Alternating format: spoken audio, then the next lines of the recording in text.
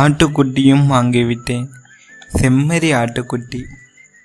அந்த ஆட்டுக்குட்டிக்கு அப்போது எங்கள் ஊர் டாக்கீஸில் ஓடிக்கொண்டிருந்த ஆட்டுக்கார அலமேலு, ஜானி இந்த 2 படங்களின் பெயரில் எனக்கு வசீகரமாக தெரிந்த ஜானி என்ற பெயரையே வைத்தேன். 24 மணி நேரமும் ஜானி ஞாபகம்தான். பள்ளிக்கூடம் முடிந்ததும் ஓட்டமாய் ஓடி பையை தூக்கெறிந்துவிட்டு ஜானியை அவிழ்த்து கொண்டு கிளம்பி விடுவேன். என் குரல் கேட்டால் அது சிட்டாக பறந்து வரும். எப்போதும் அதனோட தான் கிடப்பேன். பாதி ராத்திரியில் என ஜானி குரல் கொடுக்க முழிப்பு வந்து ஓடிப்போய் பார்த்தால் அது என் மேல் விழுந்து புரளும்.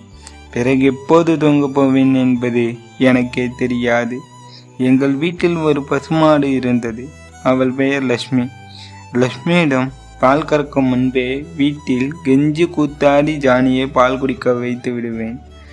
முதலில் திகைத்த லட்சுமி பிறகு ஜானியை அனுமதித்தாள். பசுவிடம் ஆட்டுக்குட்டியை பால் குடிக்க விடுவதை என் வீட்டில் வினோதமாக பார்த்தார்கள். ஜானி வீடெங்கும் புழுக்கை போட்டு திரிய கடுப்பானவர்களுக்கு போய் தொலைகிறான் என்று என்ன வேணா பண்ணிக்கோ, ஆனால் நெல்லுருமுக்குள்ள மட்டும் விட்டுறாதடா என்றார்கள். பரவசமாக தலையாட்டினேன். லட்சுமி ஜானிக்கு தலையானாள். அதிகாலை சைக்கிள் எடுப்பேன். ஜானியும் லட்சுமியும் என்னுடன் கிளம்புவார்கள். கண்மாய் பக்கமாய் போய் அவர்களை மேய்த்து திரிய நான் புல்லறுப்பேன். புல்லு கட்டு ரெடியானதும் சைக்கிளில் ஏற்றிட்டு குரல் கொடுத்தபடியே விறுவிறுன்னு மிதிப்பேன். 4 கால் பாய்ச்சலில் ஜானியும் லட்சுமியும் ராஜா காலத்து குதிரை போல என் பின்னாலேயே வருவாங்க. ஆற்றங்கரையில் சைக்கிளை நிறுத்திட்டு தண்ணியில் குளிக்க இறங்குவேன். வைக்கோலை பிரித்தெடுத்து விறுவிறுன்னு அதுங்களுக்கு உடம்பு தேய்ச்சிட்டு நானும் குளிக்க ஆரம்பிப்பேன். தீபாவளி, பொங்கல் அப்படி எந்த விழா வந்தாலும் அவிச்ச கடலை, பனியாரம், தட்டு மிட்டாய் என எல்லாமே அவங்களுக்கு தான் தருவேன்.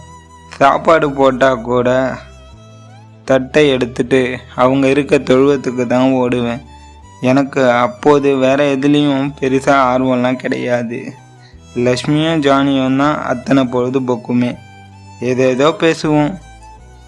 என்னை அடித்து பிரித்தெடுக்கிற வாதியார் ஒரு நாள் இறந்துட்டாரு.